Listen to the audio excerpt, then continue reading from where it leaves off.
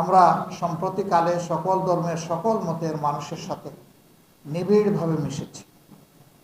সবাইকে আমরা একটা বার্তা দেওয়ার চেষ্টা করেছি, ধর্মের ভিত্তিতে জাতিকে বিভাজিত করা আমাদের কাজ নয়।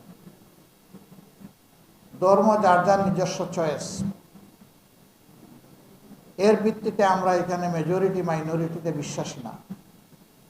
এদেশে যারাই জন্মগ্রহণ করবে তারা এদেশের গর্বিত নাগরিক। তারা তাদের নাগরিক অধিকার সকলের মতো ন্যায্যতার ভিত্তিতে অবশ্যই তারা ভোগ করবে।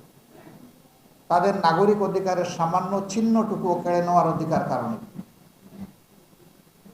আমরা আরেকটা কথা তাদেরকে অনুরোধ করেছি। দীর্ঘ অর্ধ শতাব্দীর ঊর্ধ্বে হয়ে গেল বাংলাদেশ স্বাধীন হয়েছে। এই দীর্ঘ সময়ে যারা কুমতলব হাসিলের জন্য বিভিন্ন ধর্মের মানুষের উপরে জীবনের, ইজ্জতের, সম্পদের উপরে আক্রমণ চালিয়েছে, আপনারা দয়া করে তাদের নাম খুলাসা করে দিন। আপনারা সাদাকে সাদা বলুন, কালোকে কালো বলুন। তাহলে কালোরা সাদার এপ্রন গায়ে দিয়ে সমাজে আর বিচরণ করতে পারবে না, তারা সমাজের কাছে ধরা পড়ে যাবে। আমরা তাকে স্পষ্টভাবে তাদেরকে এটাও বলেছি, সেই কালো ব্যক্তিটি আমি হলে আমার নাম বলে দেব। এবং জাতির উচিত তাদের প্রতি সেই শ্রদ্ধা নিবেদন করা। আজকে যে সাংবাদিক বন্ধুরা এখানে উপস্থিত আছেন, তারাও তো বিগত বৎসরগুলোতে তাদের কলম মুক্ত ছিল না এবং মুখ খোলা ছিল না। তাদের কলমকে থামিয়ে দেওয়া হয়েছিল, নিয়ন্ত্রণ করা হয়েছিল কঠোরভাবে, আর মুখে ঝুলানো হয়েছিল অদেখা তালা।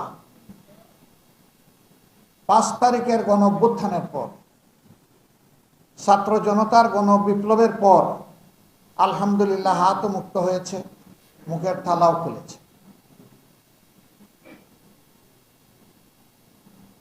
আমরা চাই সমাজের এই গুরুত্বপূর্ণ স্তম্ভ, এটা তাদের বিবেক অনুযায়ী তারা দায়িত্ব পালন করুক, সত্যকে সত্য হিসাবে তুলে ধরুক এবং নিঃসংকোচে তুলে ধরুক, সেটা যার পক্ষে হোক আর যার বিপক্ষে হোক।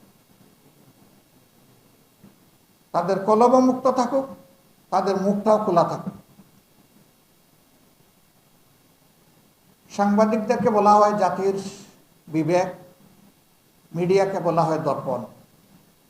আমরা ঠিক এক জায়গায় তাদেরকে দেখার ব্যাপারে প্রত্যাশী, আগ্রহী।